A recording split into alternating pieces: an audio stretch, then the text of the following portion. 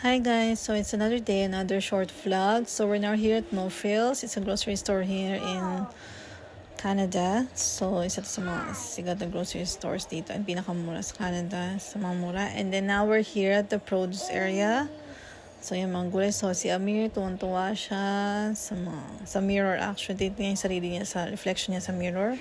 So binabalik-balikan niya. So yan mga gulay. And here yung mga fruits. So I'm going to the berries area. Yan. So naka-sale ng berry for $3.97. Favorite namin ni Amir blueberry. So we're gonna get the a blueberry, yung big one na naka-sale.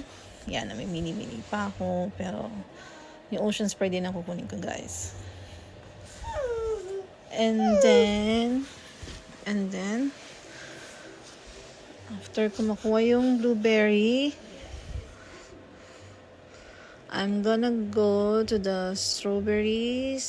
So, naka-sale din siya for $2.88. So, kuha tayo na isa. Kasi wala na rin kami strawberries. So, yan. Normal size lang kukunin natin, guys. Kasi madaling masira yung strawberry. And then, last one is kukuha tayo ng blackberry.